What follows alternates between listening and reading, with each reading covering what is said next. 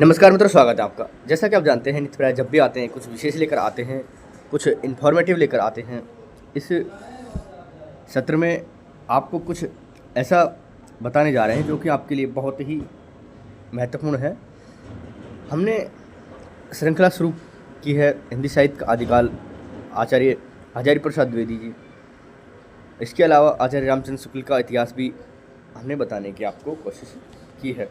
लेकिन अगर इन सबका सारांश देखें, डॉक्टर नगेंद्र जी का, आचार्य शुक्ल का और आचार्य प्रसाद द्विवेदी जी का, इनके अलावा नामवर सिंह जी है और भी राम कुमार वर्मा वगैरह इतिहासकार जो है, सबका अगर एक साथ सारांश देखें और हिंदी साहित्य का जो संपूर्ण इतिहास है उसको पढ़ने की कोशिश करें ताकि परीक्षा उपयोगी दृष्टिकोण हमारे अंदर विकसित हो सके। क्योंकि अगर आप अलग अलग पुस्तकों में पढ़ेंगे तो अलग अलग दृष्टिकोण होगा तो थोड़ा कन्फ्यूज भी हो सकता है।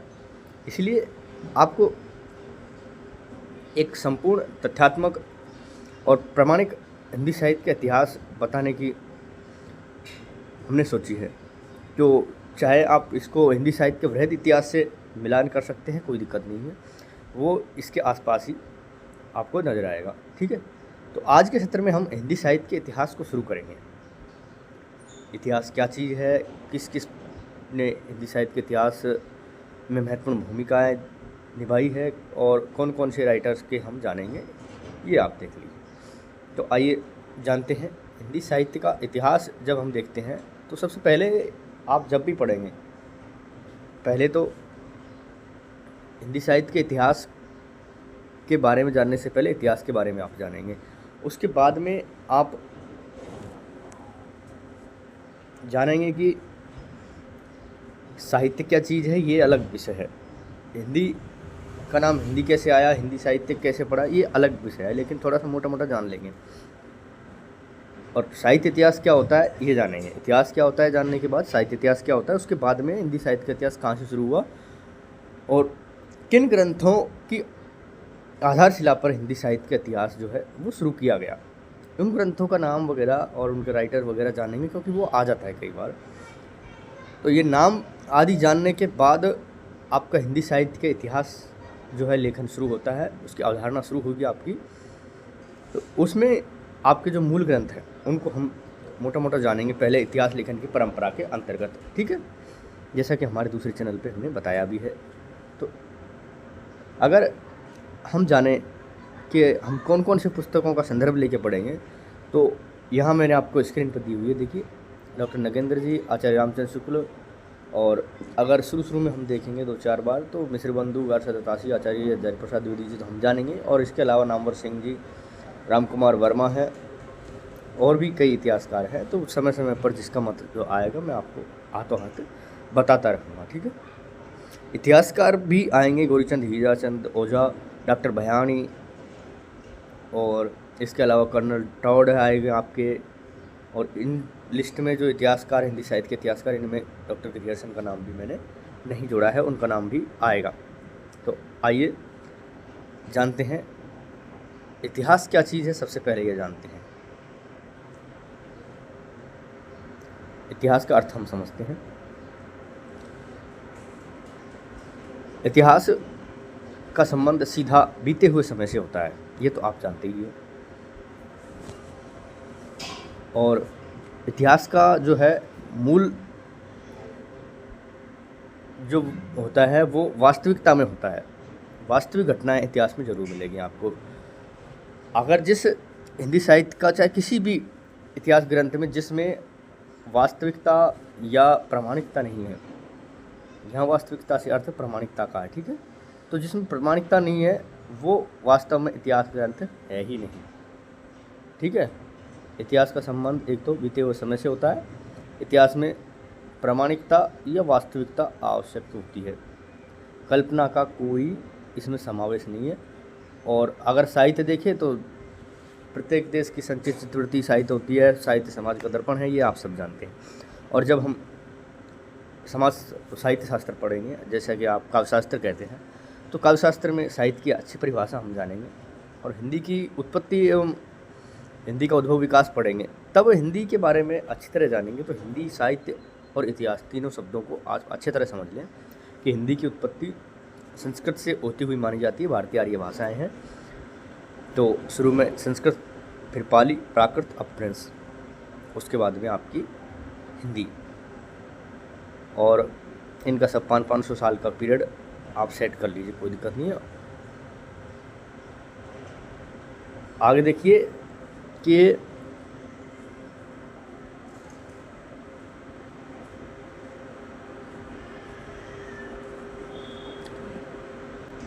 साहित्य के इतिहास से बदलती हुई सामाजिक, आर्थिक, सांस्कृतिक एवं राजनीतिक परिस्थितियों का इतिहास होता है, इसमें कोई दो राय नहीं है। एक महत्वपूर्ण बात है कि जैसे जैसे समाज की परिस्थिति बदलेगी वैसे वैसे जो समाज का साहित्य बदल जाएगा। जो समाज की परिस्थिति चाहे वो आर्थिक हो, सामाजिक हो, राजनीतिक हो, चाहे धार्मिक हो, धार्मिक भी इसमें आएगा है, तो उसी तरफ रुख हो जाता है हमारे साहित्य का, और इतिहास का भी उसी तरफ रुख हो जाता है। जैसे कि आप भक्ति काल यानी मध्यकाल के समय को पढ़ेंगे तो उसमें दो अलग अलग प्रवृत्तियाँ आपको मिलेगी। एक और तो राजा महाराजाओं की प्रशंसाएँ चल रही है, दूसरी और जो है सत्ता के खिलाफ रचनाएं लिखी जा रही है, तीसरी और जो प्रेम काव्य लिखा जा रहा है, चौथी और जब समाज को जागृत किया जा रहा है। ठीक है, जो आपकी स्वतंत्रता संग्राम से पहले जो सारी रचनाएं हैं आपकी, यानी कि आपकी प्रयोग प्रगतिवाद से पहले तक सारी रचनाएं इसी प्रकार की मिलेगी आपको, कई कई प्रवृत्तियों में, है ना। तो आइए हम जानते हैं तो साहित्य का इतिहास क्या है। मनुष्य के सामाजिक जीवन का चित्रण और सांस्कृतिक जीवन का चित्रण ही साहित्य का इतिहास है। कहने का मतलब ये है कि जो है मनुष्य का सामाजिक और सांस्कृतिक जीवन आपको दिखाया जाता है साहित्य में, और उसको तरीके से और क्रमबद्ध जो बताया जाता है वो इतिहास में बताया जाता है। जानिए मनुष्य के सामाजिक और सांस्कृतिक जीवन का चित्रण। तो मनुष्य की सामाजिक परिस्थिति, सांस्कृतिक परिस्थिति, धार्मिक परिस्थिति, जैसा कि मैंने आपको बताया, वही इतिहास साहित्य होता है। साहित्य का जो है चित्रण वही साहित्य का इतिहास होता है। ठीक है, आगे देखिए, साहित्य का इतिहास बदलती हुई परिस्थितियों, संवेदनाओं, और ये उपाधियाँ नहीं है, उपलब्धियाँ होगा ना। ये डॉक्टर नगेंद्र जी का सेंटेंस है। ये साहित्य का सीधा संबंध आर्थिक राजनीतिक परिस्थिति से होता है, ये भी नगेंद्र साहब का ही सेंटेंस है। साहित्य का इतिहास बदलती हुई सामाजिक, आर्थिक और सांस्कृतिक एवं राजनीतिक परिस्थितियों का इतिहास होता है। साहित्य समाज का दर्पण होता है, ये तो आप सबने कई बार पढ़ा होगा। तो साहित्य के बारे में यहाँ पर हम जान चुके हैं। अब हम साहित्य के इतिहास क्या होता है ये हम जानने की कोशिश करेंगे। इतिहास क्या है? मनुष्य के सामाजिक सांस्कृतिक जीवन का जो चित्रण है उसको साहित्य कहा गया है। ये किसने कहा है? आचार्य रामचंद्र शुक्ल जी ने। साहित्य का इतिहास बदलती हुई परिस्थितियों और संवेदनाओं का इतिहास होता है। उपलब्धि था ये, लेकिन उपलब्धियों का भी कोई खास महत्व नहीं होता है। परिस्थितियों और संवेदनाओं की बात ज़रूर होती है। साहित्य का जो है सीधा संबंध आर्थिक एवं राजनीतिक परिस्थिति से होता है, ये आपको पता है ही। अब देख लेते हैं हम इसमें इन जो बिंदु हैं इनको आप एकदम कंठस्थ करके रखें, क्योंकि ये आपको बहुत काम आने वाले हैं।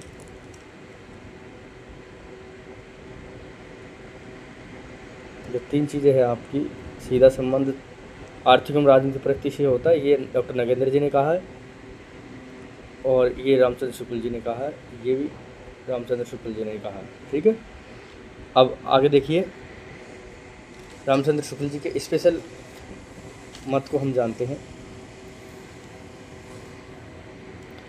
कि साहित्य क्या होता है। जैसा कि पहले हम जान चुके थे कि जनता की संचित चित्तवृत्तियों को साहित्य कहते हैं। एक बार आप कथन को नोट करिए। प्रत्येक देश का साहित्य वहाँ की जनता की चित्तवृत्ति का संचित प्रतिबिंब होता है। ये कथन आपसे हर परीक्षा में कहीं न कहीं किसी न किसी रूप में पूछ लिया जाता है, और इसी कथन पर आचार्य रामचंद्र शुक्ल के विचार टिके हुए हैं अगर माना जाए तो। और इस कथन का अगला जो विस्तार है वो इस प्रकार है।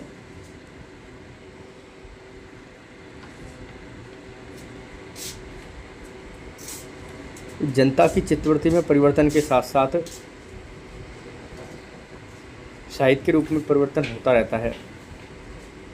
साहित्य जनता की मानसिक, सामाजिक, सांस्कृतिक परिवर्तनों को व्यक्त करता है।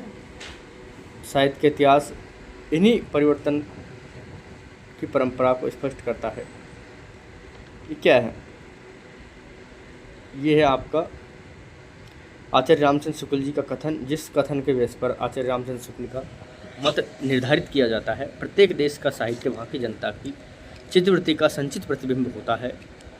उसी कथन में आगे चलकर ये है, जनता की चित्तवृत्ति में परिवर्तन के साथ साहित्य के स्वरूप में भी परिवर्तन होता रहता है। साहित्य जनता की मानसिक, सामाजिक एवं सांस्कृतिक प्रवृत्ति को व्यक्त करता है।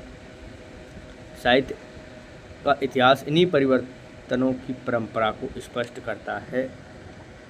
और इस लाइन को थोड़ा घुमा के कहा गया है रामचंद्र शुक्ल जी ने कि इन्हीं चित्तवृत्तियों में परिवर्तन के साथ साथ साहित्य में परिवर्तन ही साहित्य का इतिहास कहलाता है। कुछ इस प्रकार की लाइन रामचंद्र शुक्ल जी की है।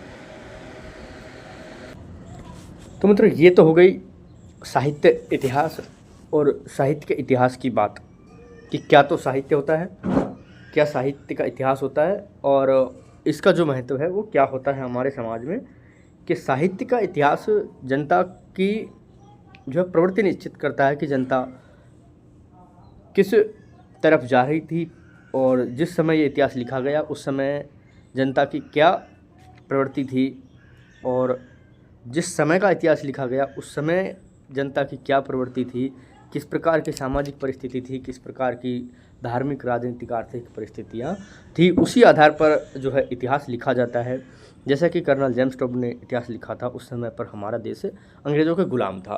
फिर भी कर्नल जेम्स टोड ने ऐसी कोई बात खास लिखी नहीं जो ग़ुलामी के उसमें हो, और इसीलिए उनका इतिहास इतना निष्पक्ष और स्पष्ट माना जाता है। अब हिंदी साहित्य के इतिहास लेखन की हम बात करें, इतिहास लेखन की बात करें कि किसने शुरू में इतिहास जो है शुरू किया और शुरू में कहाँ से हिंदी साहित्य का इतिहास लिखना प्रारंभ किया गया। तो शुरू में कुछ आधार ग्रंथ होते हैं, उनके आधार पर ही हम जो है इतिहास या कोई भी तथ्य लिखते हैं, क्रमवार जो लिखते हैं इतिहास के, जैसा कि आप जानते हैं क्रमानुसार होता है। तो 19वीं शताब्दी से पहले बहुत सारे कवि जो थे, लेखकों आदि ने थोड़े लेखकों और कवियों का परिचय देना शुरू कर दिया था। तो कुछ रचनाओं का भी परिचय दिया, कुछ ने कवियों और लेखकों का भी परिचय दिया। उस समय पे लेखक इतने थे नहीं, कवि ज़्यादातर थे, 18वीं शताब्दी की बात है।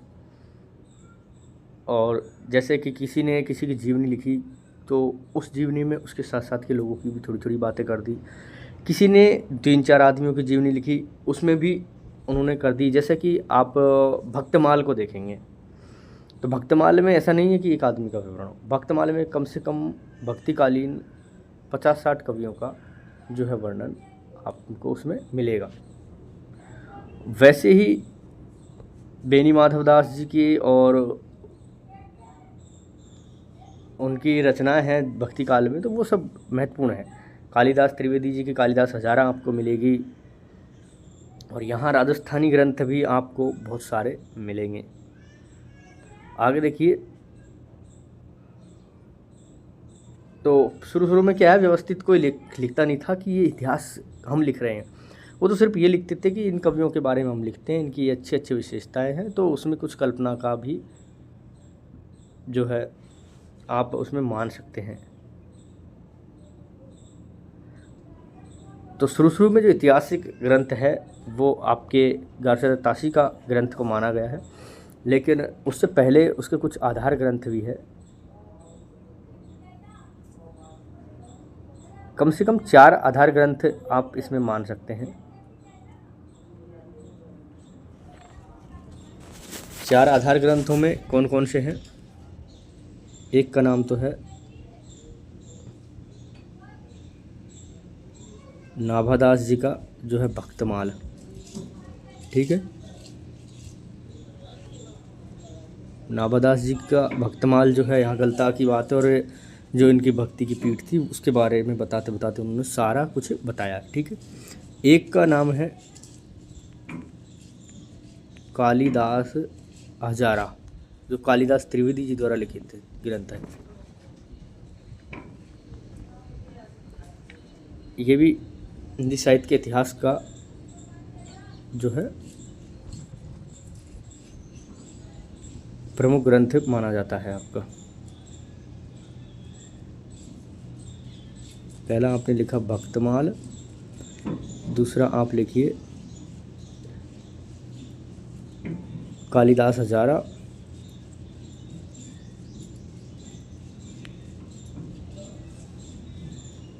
और इसके बाद में तीसरा आप लिखोगे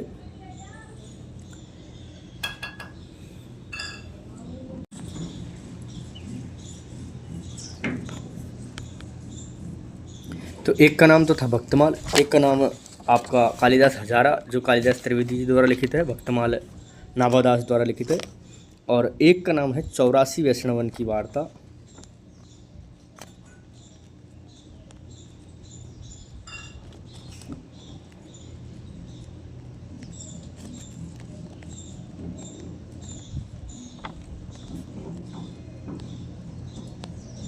एक इन्हीं का ग्रंथ है 252 वैष्णवन की वार्ता।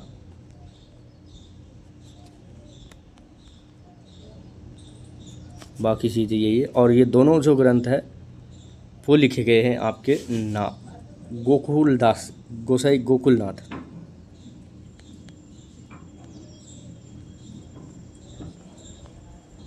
जो पुष्टि मार्ग और आपके